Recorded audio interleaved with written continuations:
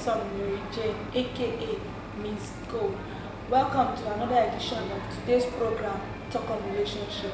Okay, before I will continue, make I give you now today's topic. Today's topic now, what you now go do if you now catch a man, they cheat on you. Okay, before I continue, make I introduce my colleague, Miss Bismarck. Hello my people, how una dey? My name still Bismarck.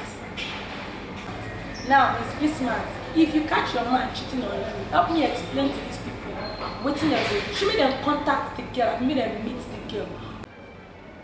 Based on the question wey dey ground, as I dey reason my own, how I go contact the girl for wetin now? I no get problem with the girl. For me, I know why I go contact the girl. I no go contact the girl. I no go even. I no go too solo. Maybe say I go dey call the girl for phone for waiting now. I no go call am. Na my man I go follow talk. After the na my man go be the wahala wey he go explain himself. I know say no woman fit satisfy man for sure, and all men cheat, we know that one. But the reason wey dey behind of cheating, why he cheat for in the first place, he go explain.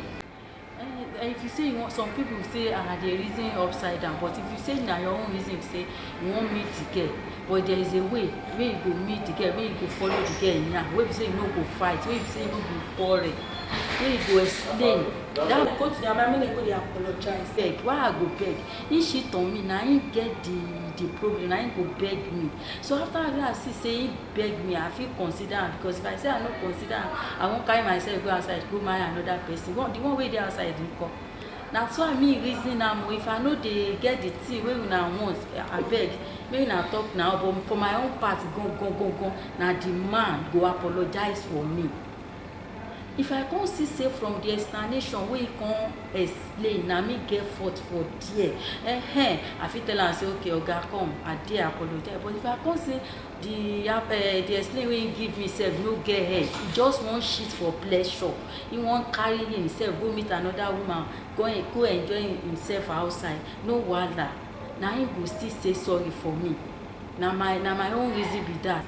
Because I know say some ladies go dey blame themselves. You think say why I go blame myself for the person, but another person shit? Na my hands they go take clean am. No be my hands. So na person wey shit na hands go they go take water wash. No be my own.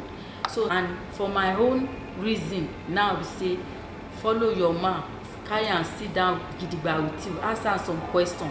If he get sense, if he know say he dey guilty, he go explain why he cheat and why the thing happen. If you come see say, you know say some women, your husband go say I want wey wear trouser, do wig, do makeup. You go say are you for your church? Oh, they know they wear earring, they know they carry wig for sex. Some men feel take because of that cheat. If your man cheat like that, you should take to correction.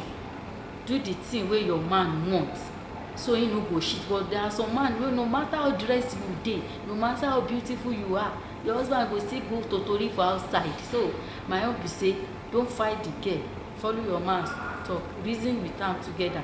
Me explain. After the explain, you deserve he tell you sorry. After the sorry, and tell am say you no want that kind thing again, follow and talk. Some men go say I no go shit, they go still shit 20 times, they go shit. So now that one don't become cloth for them be that.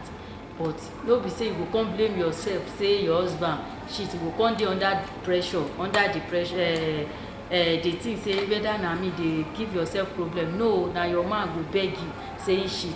So na my own reason be that. That's my own reason. So that if you tell me say you know reason under this video, comment for there, tell me your own reason. Okay, based on the response wey una don hear from my colleague Miss Bismarck, I believe say una don grab some things from it. And those of una wey dey house, I know say una no pass us wey sit down here.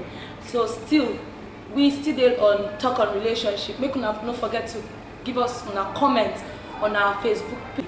I still remain una host though. It's Mary Jane, aka Miss Gold. Catch you later.